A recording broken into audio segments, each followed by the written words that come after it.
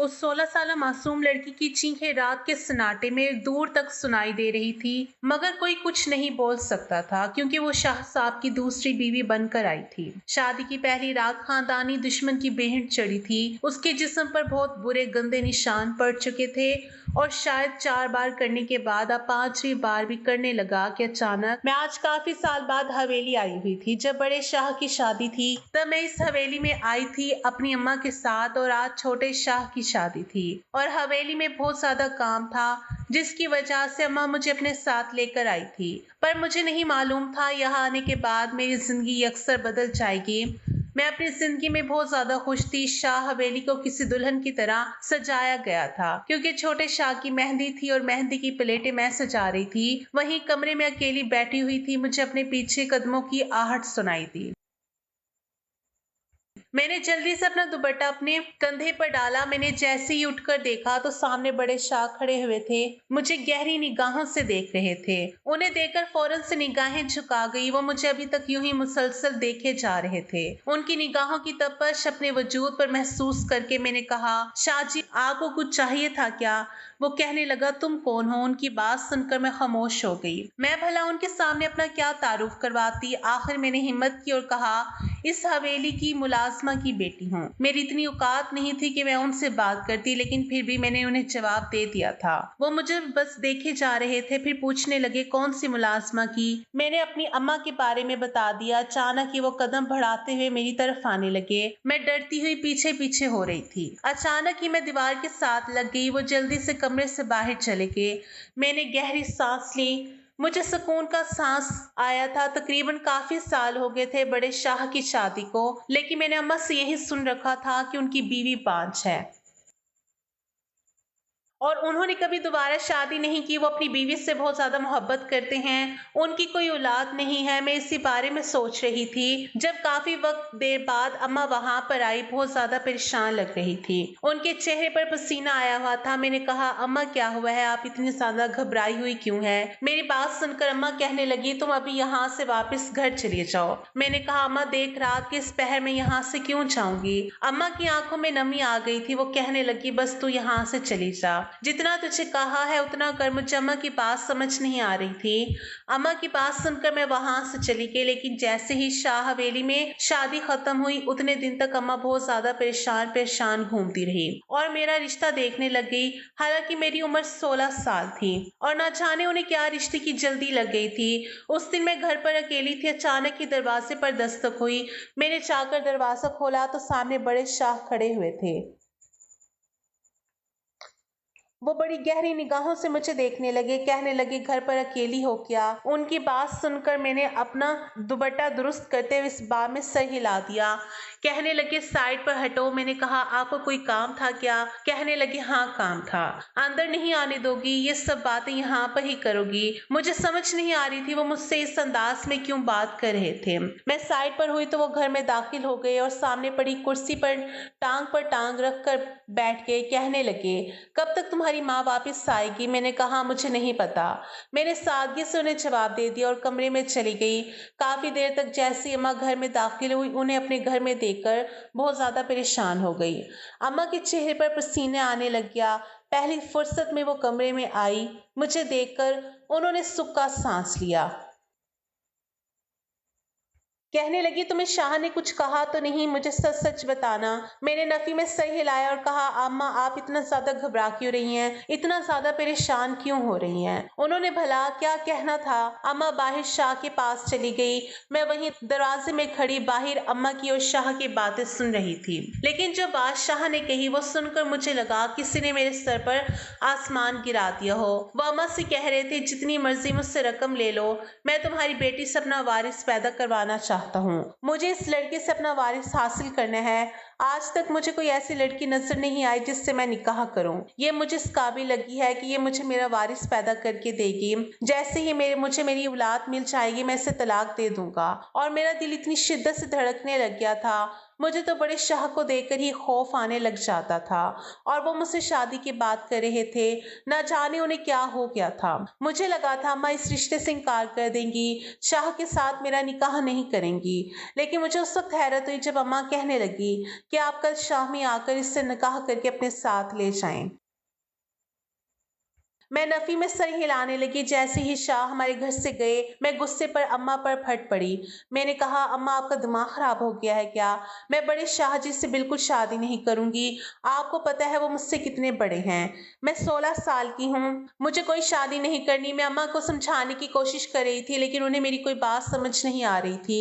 अगले दिन अम्मा ने मेरे पास सुर्ख रंग का जोड़ा रख दिया। कहने लगी, ये पहन ले, तैयार हो जा, बड़े शाह जी आ रहे हैं, वो तुझे निकाह करके अपनी हवेली ले जाएंगे, वहां ऐश करेगी। मैंने कहा, अम्मा मुझे नहीं उस शख्स की दूसरी बीवी बनना। आपको पता है कि ये शाहजी और अमीर लोग कैसे मिजाज के आदमी होते हैं। मुझे नहीं इसके साथ शादी करनी।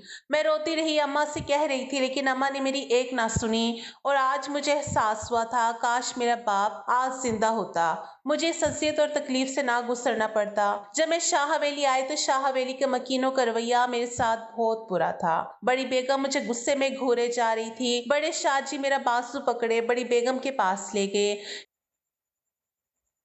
कहने लगे, अम्मा सही, इसे मैं तलाक दे दूंगा अपना वारिस पैदा करवा कर। मैंने कौन सा हमेशा इसे अपने साथ रखना है? बड़ी बेगम मेरी तरफ देखती हुई कहने लगी, तुम्हें अपना वारिस ही हासिल करना था तो किसी खानदानी लड़की से शादी कर लेते। इस नीच खानदान की लड़की से शादी करना जरूरी था? क्या तुम नहीं जानते हो मुझे ऐसे नीच लोगों से किस कदर शदीद नफरत है? इसको तुमने नहीं, जरूर इस लड़की ने तुम्हें अपने जाल में फंसाया होगा, तभी तो तुमने इसके साथ शादी के लिए हामी भरी। इसकी माँ भी बड़ी चालबाज औरत है। अपने बारे में ऐसी गुफ्तगू सुनकर मेरे तन बदन में आग लग गई थी। आज तक किसी ने मेरे लिए ऐसे अल्फाज इस्तेमाल नहीं किए थे जैसे बड़ी बेगम इस्तेमाल कर रही थी। लेकिन मैं खामोशी से बैठी हुई थी। मैं क्या कर सकती थी? इस जहन्नुम में धकेलने वाली भी मेरी अपनी ही माँ थी। मैं किसी और से क्या गिला करती? थोड़ी देर बाद शाहजी कमरे में दाखिल हुए और मैं बहुत ज्यादा घबरा रही थी। अगर मुझसे औलाद हासिल करने के लिए इस शख्स ने मुझसे शादी की थी तो फिर कमरे को इस तरह इस कदर क्यों सजवाया गया था? मैंने नफरत भरी निगाहों से उस शख्स की तरफ देखा। उसने लाकर मुझे बेड पर बिठाया और कमरे का दरवाजा बंद कर दिया। वो आहिस्ता आहिस्ता कदमों से चलते हुए मेरे करीब आ रहे थे और मेरा पूरा वजूद यूं था जैसे मेरे पूरे वजूद में जान ही ना हो। मेरे हाथ पांव कांप रहे थे। थोड़ी देर बाद वो मेरे सामने आकर बैठे। कहने लगे, तुम जानती हो कि मैंने तुमसे निकाह क्यों किया है? मुझसे किसी किस्म की मोहब्बत या नरमी की उम्मीद मत रखना, क्योंकि मैंने तुम्हारी कीमत तुम्हारी माँ को अदा की है। जब तक तुम मेरे पास रहोगी, इस हवेली में रहोगी, तुम्हारा अपनी माँ से अपनी बहन भाइयों से कोई ताल्लुक नहीं होगा। तुम किसी से नहीं मिलोगी, तुम्हें किसी से मिलने की इजाजत नहीं होगी। जितनी जल्दी मुझे खुशखबरी सुनाओगी उतनी जल्दी मैं तुम्हें आजाद कर दूंगा। मुझे बहुत जल्द खुशखबरी चाहिए, क्योंकि जब तक मैं तुम्हें अपने पास रखूंगा मुझसे मेरी बीवी ठीक से बात नहीं करेगी। मैं अपनी बीवी से बहुत ज्यादा मोहब्बत करता हूँ। उनकी बातें सुनकर मेरा दिल खून के आंसू रोने लग गया। उनकी नजर में मेरी एक मुलाजमा की हैसियत सी थी, या फिर इससे भी कम, क्योंकि वो जिस अंदाज में मुझसे बात कर रहे थे मुझे बहुत ज्यादा दुख और अफसोस हो रहा था। मुझे इस बात का दुख हो रहा था कि मुझे अपने मफाद के लिए इस्तेमाल किया जा रहा था। आहिस्ता आहिस्ता उनकी निगाहें मेरे वजूद पर थी। उनकी निगाहों की तपश अपने वजूद पर महसूस करके मुझे पसीने आने लग गए थे। मैंने तो बड़े शाह जी को कभी निगाहों से देखा भी नहीं था जैसे वो मेरे सामने मौजूद थे। मैंने बस लोगों से यह सुन रखा था कि ऐसे लोग बहुत ज्यादा याश किस्म के होते हैं, कोठे पर जाकर औरतों के साथ रातें गुजारते हैं, और उनके बारे में यही समझती थी। और मुझे रात भर उन्होंने यह एहसास दिलाया कि वो किस तबीयत के मालिक हैं। मुझे उनसे खौफ आने लग गया था। मैं उनसे दूर दूर रहने लग गई थी। बस मेरे वजूद से बच्चा हासिल करना था। उनका बस नहीं चल रहा था कि आज ही मैं उन्हें बच्चा पैदा करके दे देती और वो मुझसे जान छुड़ा लेते। मुझे लगा था कि वो अपनी ख्वाहिश पूरी करके मेरे कमरे से चले जाएंगे, लेकिन वो वहीं पर सो गए और मैं रोती हुई उनकी तरफ देखे जा रही थी। देखने में वो किसी रियासत का शहजादा लग रहा था। वो बहुत ज्यादा हसीन था। ऐसे शख्स को तो मुझ जैसी लड़कियां ख्वाब में भी नहीं देख सकती। उस वक्त वो मेरे पास मौजूद था, मेरे बहुत करीब, मेरा उस पर हक भी था। मैं काफी देर तक उन्हें देखती रही। मैंने बेसाख्ता ही अपना हाथ बढ़ाकर उनकी गाल को छुआ था। अगले ही लम्हे मैंने अपना हाथ पीछे कर लिया। वो जाग जाते तो न जाने मेरे साथ क्या सलूक करते, लेकिन मेरा दिल बड़ी शिद्दत से धड़कने लग गया था। मेरे आंसू थम गए थे। मुसलसल उसकी तरफ देखे जा रही थी। ऐसे हसीन शख्स का तो बंदा खुशी खुशी हर जुल्म भी बर्दाश्त कर सकता है। वो गहरी नींद सो रहा था। उसे एहसास नहीं था वो मुझे कितनी अज़्ज़त और तकलीफ दे चुके हैं। खुद अब कितने सुकून की नींद सो रहे हैं। सुबह जब मेरी आंख खुली तो वो कमरे में मौजूद नहीं थे। अभी मैं उठकर बैठी हुई थी कि अचानक से कमरे का दरवाजा खुला। छोटी बीबी कमरे में दाखिल हुई। उन्हें देखते ही मेरे चेहरे के रंग उड़ने लग गए। वो जिस अंदाज में मुझे देख रही थी वो बड़े शाह की बीवी थी और एकदम से कमरे में दाखिल हो गई। उसने मुझे बालों से पकड़ लिया, कहने लगी तुम्हें छोड़ूंगी नहीं, तुमने मुझसे मेरा शौहर छीना है। उसकी आंखों में गुस्सा था।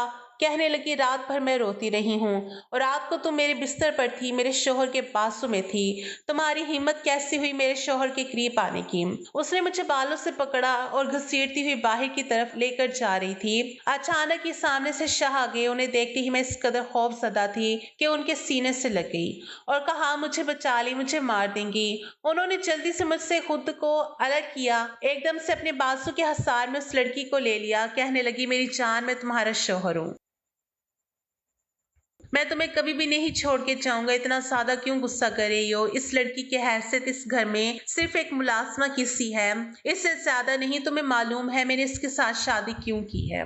मेरे दिल में इसके लिए कोई जगह नहीं है। बस इसे यहाँ से निकाले, मैं किसी को यहाँ नहीं रहने दूंगी, मैं इसे यहाँ नहीं बर्दाश्त कर सकती। वो रोती हुई बोल रही थी। वो कहने लगे ठीक है, मैं इसे क्वार्टर में जगह दे दूंगा, वो यहाँ नहीं रहेगी। इससे अपने साथ लगाए वो वहां से चले गए। मैं उस शख्स की पुश्त को देखे जा रही थी। मुझे रात को उनका रवैया याद आने लग गया। न जाने क्यों मुझे इस औरत से जेलस महसूस होने लगी थी। हालांकि मैं तो बड़े शाह से मोहब्बत ना करती थी। न जाने क्यों इस लड़की को इनके साथ बर्दाश्त नहीं कर पा रही थी। उन्होंने कितनी बेदर्दी से मुझे खुद से अलग किया था। मेरी आंखों से आंसू बहने लगे। अचानक ही बड़ी बेगम पीछे से आई। उन्होंने मुझे बाजू से पकड़ा, मेरी कलाई को बहुत जोर से अपने हाथ में दबोच लिया और घसीटते हुए अंदाज में न जाने कहाँ ले जाने लगी। मैं शाह जी को पुकारते हुए कहा, लेकिन वो नहीं आए। उन्होंने लाकर मुझे एक स्टोर रूम में फेंका। मेरे मुंह पर इतनी जोर का थप्पड़ लगाया कि मेरी गाल सुन्न हो गई थी। मैं फर्श पर जा गिरी। वो कहने लगी तुम्हें मैं बताऊंगी तुमने कितनी बड़ी गलती की है। इस घर की बहू बनकर तुमने मेरी भांजी का हक मारा है। इस घर में शाह की बीवी तुम नहीं बन सकती। तुम्हारी हैसियत 2 टके की मुलाजमा से भी बदतर कर दूंगी। ये कहकर वो वहां से चली गई और हवेली में मुझ पर हर दिन बहुत ज्यादा जुल्म होने लगा। बड़े शाह को तो बस मुझसे बच्चा चाहिए था और मैं दुआ करती थी काश खुदा इन्हें कभी औलाद ना दे।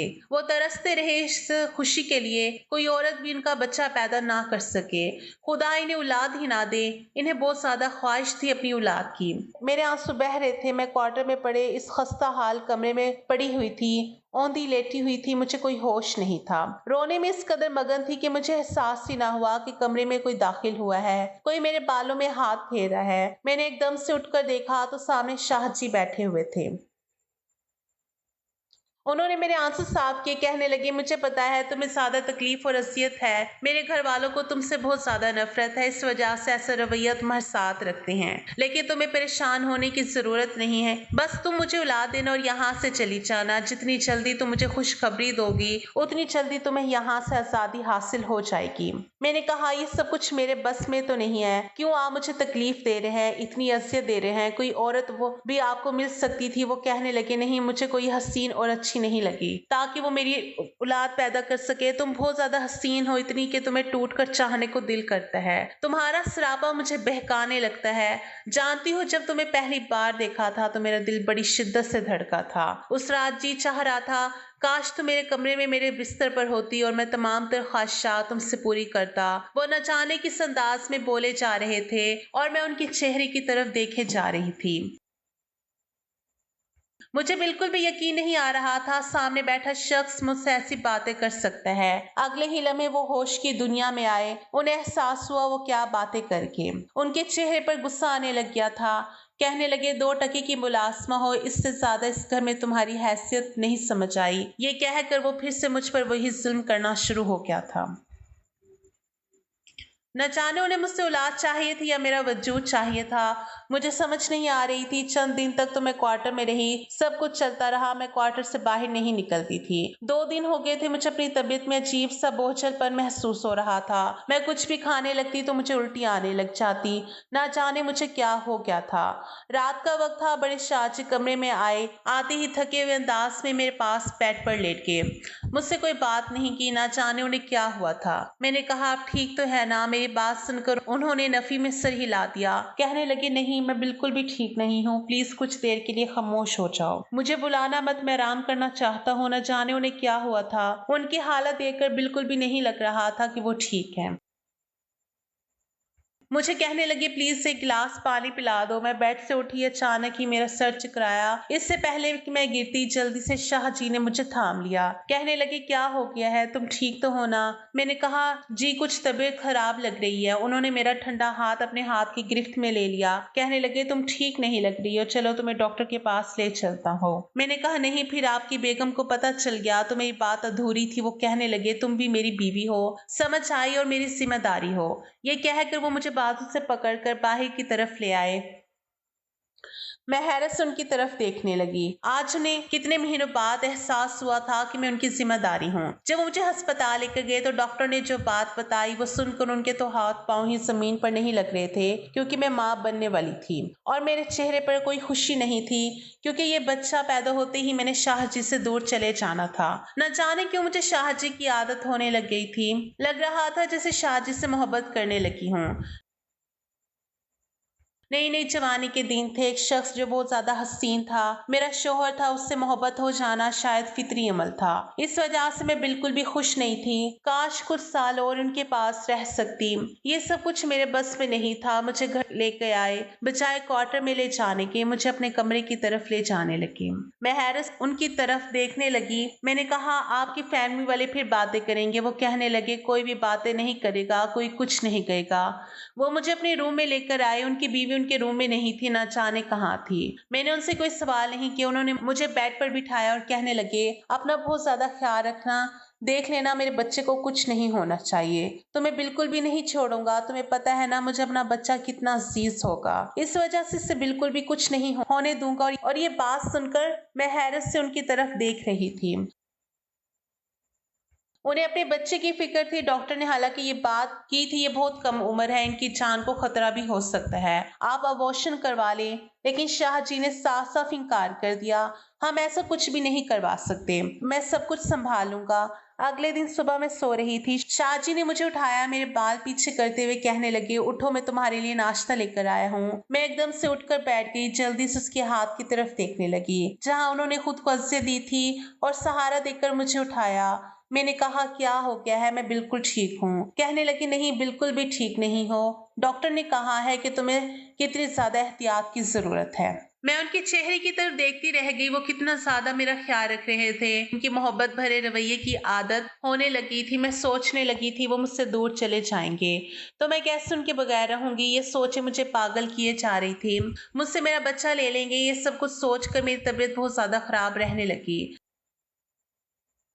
शाहजी मुझे डॉक्टर के पास ले जाते। डॉक्टर कहती बहुत ज्यादा डिप्रेशन में है, इसकी वजह से इनके बच्चे की जान को भी खतरा हो सकता है। शाहजी मुझे मोहब्बत से कहते, क्या परेशानी है, मुझे बताओ, मैं तुम्हारी परेशानियां दूर कर दूंगा, लेकिन खुदा के लिए मुझे अपनी अजियत बताओ। इससे मेरे बच्चे को अजियत और तकलीफ होगी, तुम्हें भी होगी। मैं हैरत से उस शख्स की तरफ देखती रही। उसे अपने बच्चे की कितनी ज्यादा परवाह थी, उससे मेरी परवाह नहीं थी। मेरी आंखों से आंसू बहने लगे। मैं कौन कौन सी अजियत और तकलीफ में मुब्तला हो चुकी थी। जिस माँ को मालूम हो कि उसकी औलाद उससे नहीं दी जाएगी, उसे सिर्फ एक बच्चा पैदा करने के लिए एक मर्द ने अपनी जिंदगी में शामिल किया, तो न जाने उस पर क्या गुजर रही होगी। काश के शाहजी खुद ही समझ जाते मुझे क्या परेशानी है, मुझे क्या तकलीफ है, मुझे बताना ना पड़ता, कितना अच्छा होता। मैं यही सोचती रही। रात के वक्त शाहजी मेरे कमरे में बैठे हुए थे। मेरा हाथ अपने हाथ में लिया और कहने लगे, कुछ दिनों के लिए मुझे शहर जाना है, तुम अपना बहुत ज्यादा ख्याल रखना। मैं नहीं चाहता कि तुम कोई भी लापरवाही करो जिससे मेरे बच्चे को नुकसान पहुंचे। और मैं उस शख्स की तरफ देखे जा रही थी, इसे कितनी ज्यादा फिक्र थी। मैंने कहा, आप टेंशन ना ले, आपके बच्चे को कुछ नहीं होगा, मैं कुछ भी नहीं होने दूंगी। उसने मुस्कुराते हुए मेरे हाथ पर बोसा दिया तो मेरा दिल बड़ी शिद्दत से धड़कने लग गया। मैं उसकी तरफ देखने लगी, काश कि वो यूं ही मुझसे मोहब्बत करता। सारी उम्र मैं उसकी यूं ही बातें सुनते मैं उनकी तरफ देखने लगी। वो कहने लगे, क्या बात है, कुछ चाहिए था? मैंने नफी में सर हिला दी और कहा, कुछ नहीं, जो मुझे चाहिए होगा वो मुझे कोई भी नहीं दे सकता। मैं ये बात सुनकर वो कहने लगे, मेरे पास दौलत की कोई कमी नहीं, तुम जो मांगोगी मैं तुम्हें ले दूंगा। और मैं उनकी तरफ देखे जा रही थी, नफी में सर हिलाने लगी। मुझे अफसोस हुआ, पर उनकी सोच पर मुझे दौलत नहीं चाहिए थी, मुझे जायदाद की या इन चीजों की कोई हवस नहीं थी। मुझे तो सिर्फ उनकी मोहब्बत चाहिए थी। मैं उनसे बेहताशा मोहब्बत करने लग गई थी। मैं इतने दिन यहाँ पर नहीं आऊँगा, मैं बहुत ज़्यादा मिस करूँगा। मैं शाह जी की तरफ देखने लगी, उन्होंने मेरा सर अपने सीने से लगाया। कहने लगे, तुम्हें पता है ना, ज़िंदगी में अच्छी या बुरी चीज़ें होती हैं। मैं हैरत से उनकी तरफ देख रही थी। उन्होंने मुझे छोड़ दिया, फिर ये मोहब्बत शुरू हो गई। मुझे नहीं समझ आ रही थी। मैंने आहिस्ता आहिस्ता उसके गिर्द अपने बाल सुहायल कर लिए, उनके सीने से चिपकी नींद की वादियों में चली गई। मैंने देखा तो मेरे पास नाश्ता भी नहीं पड़ा हुआ था। मुझे बहुत ज्यादा भूख लग रही थी। जैसे ही मैंने आखिरी सीढ़ी पर कदम रखा, अचानक ही मेरा पाँव फिसला। न जाने वहां पर क्या गिरा हुआ था कि मैं फर्श पर गिर गई। मेरी चीखें पूरी हवेली में गूंजने लगी। कोई नहीं आया, मुझे किसी ने नहीं उठाया। न जाने कब तक वहीं मैं चीखती रही, लेकिन उसके बाद मुझे होश आया। मैंने खुद को अस्पताल के कमरे में पाया। मैंने देखा कि मेरे पास माँ नहीं है। मैंने देखा कि मेरे पास शाह जी है। अचानक ही मेरा हाथ अपने पेट की तरफ गया। मैंने रोते हुए शाह जी की तरफ देखा। नफी में सर हिलाते हुए कहा, शाह जी, मुझे मेरा बच्चा चाहिए। कहाँ है मेरा बच्चा? मेरी आवाज भीग चुकी थी, आवाज नहीं निकल रही थी। उन्होंने एकदम से मुझे कंधों से पकड़कर अपने सीने से लगा लिया। कहने लगे, अल्लाह को यही मंजूर था, अल्लाह और देगा ना, वो हमारी किस्मत में नहीं। अल्लाह को यही मंजूर था, अल्लाह और देगा, वो हमारी किस्मत में नहीं था। और मैं उनकी तरफ देखने लगी। मुझे बच्चा चाहिए, मुझे नहीं पता, मैं रोते हुए बोले जा रही थी। उन्होंने मुझे मजबूत बाजू के हसार में लिया। कहने लगी, जिसने तुम्हारे साथ ये सब कुछ किया है, मैं उसे बख्शूंगा नहीं, बदला लेकर होऊंगा। मैंने कहा, मुझे पता है आप मुझे छोड़ देंगे, मुझे आपके साथ ही रहना है। आप सिर्फ औलाद के लिए शादी की थी, अब वो आपको नहीं दे सकती, लेकिन मुझे आपसे मोहब्बत हो गई है, मैं आपसे दूर नहीं जाना चाहती। वो कहने लगे, क्या तुम्हें इतने महीनों में ये महसूस नहीं हुआ? शाह तुम्हें टूट कर चाहता है, तुमसे बहुत ज्यादा मोहब्बत करता है। बस आज मैंने वो भी अना का पहाड़ गिरा दिया। मैं इतराफ करता हूँ, मुझे तुमसे बहुत ज्यादा मोहब्बत है। मुझे हमेशा से पता था कि मेरी पहले वाली बीवी अच्छी नहीं है, लेकिन फिर भी मैंने उसे टूट कर चाहा, उसे तुम्हारे कमरे में भेज दिया, उसने तुम्हारी जान ले ली। तो मेरी सब कुछ हो, ये कहकर शाह ने मुझे अपने मजबूत हसार में लिया और मैं घर वापस आ गई। और कुछ महीनों के बाद मुझे पता चला मैं फिर से माँ बनने वाली हूँ और 9 महीने बाद एक सेहतमंद बेटे को जन्म दिया। अब हम तीनों अपनी जिंदगी में बहुत खुश हैं। तो नाज़रीन, ये थी हमारी आज की वीडियो। वीडियो अगर पसंद आए तो लाइक और शेयर ज़रूर कीजिएगा और हमारे चैनल को ज़रूर सब्सक्राइब कीजिएगा।